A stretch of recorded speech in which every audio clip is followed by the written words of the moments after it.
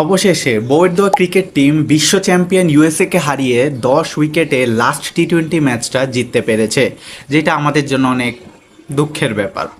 আপনাদের মনে হয়তো অনেকের কোশ্চেন উঠতে পারে যে কিভাবে বাংলাদেশ এই অসাধ্যকে সাধন করলো, এই ম্যাচটা কিভাবে বাংলাদেশ জিতলে।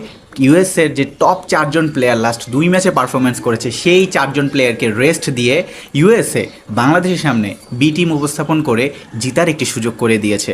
কারণ তারা চাইছিল যে বাংলাদেশ যদি 3 নাম্বারটাও হেরে যায়, হোয়াইট ওয়াশ হয়, তাহলে কিন্তু অনেক বড় একটা অঘটন টাইপের ঘটে যাবে। সো এই কারণে বাংলাদেশকে জিতার সুযোগ করে দেওয়ার জন্য টিম ইউএসএকে আমি থ্যাংক ইউ জানাতে চাচ্ছি। তাহলে লজিক্যালি যদি আমরা চিন্তা করি, ইউএসএর বি টিমের সাথে বাংলাদেশ জিতেছে কারণ তাদের টপ 4জন প্লেয়ারকেও তারা রেস্টে দিয়ে দিছে, বসায় রাখছে, এবং বাকি বি টিমকে পাঠিয়েছে বাংলাদেশের সাথে খেলার জন্য।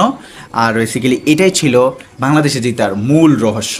এতদিন হেরে যাওয়ায় কষ্ট ছিল মনের ভিতরে, কিন্তু কালকে যখন বাংলাদেশ জিতে গেছে তখন কষ্ট যেন আরও বেশি বেড়ে গিয়েছে। এখন আপনারা সবাই জানেন কেন এই কষ্টটা বেড়েছে।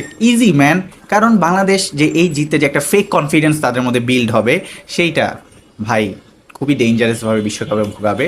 সেটা পার্সোনাল ওপিনিয়ন আমার কাছে। সো আশা ভরসা কোনো কিছুই রাখেন না, একদম জিরো এক্সপেকটেশন নিয়ে বাংলাদেশের যেই বিশ্বকাপ খেলবে সেখানে আপনারা ম্যাচগুলো দেখেন যদি ইচ্ছা হয়। এবং আমি তো মনে করছি এবার দেখবো না, রিভিউ করার জন্য দেখতে হবে। সো অনেক বড় একটা পেইন সহ্য করতে হবে বাংলাদেশের ম্যাচ দেখার জন্য, লাগতেছে এখন থেকে। দিন শেষে মান সম্মান সব কিছু বাঁচিয়ে আমরা বেসিক্যালি ফিরে কোনোভাবে সিরিজটাকে কাটায় ফেললাম। এবং আমার মনে হয় লাস্ট 10 উইকেটে বাংলাদেশ মনে হয় প্রায় 100 বছর আগে জিতেছিল। সো সেইটা আবার রিপিট হলো 10 বছরে। ইউএসের মতো টিমের সাথে 10 উইকেটে জিততে আমাদের কী যে অবস্থাটা হয়েছে।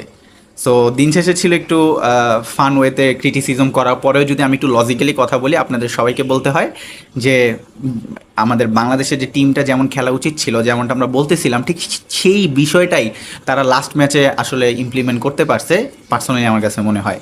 সো গাইস, এই বিষয়টাকে আপনারা কীভাবে দেখছেন সেটা আমাকে কমেন্টে জানান। আর ভিডিওটি ভালো লাগলে লাইক দিয়ে দিন। আর আশা করি ভারতের সাথে যে ম্যাচটা আছে সেটার একটা প্রিভিউ দিব আমরা, কালকে ভিডিওটা আসবে। বাট তার আগে দোয়া মাহফিল হবে, অবশ্যই একটা দোয়া মাহফিল হবে, বাংলাদেশ যাতে বেজ্জুতি পাবে না হারে।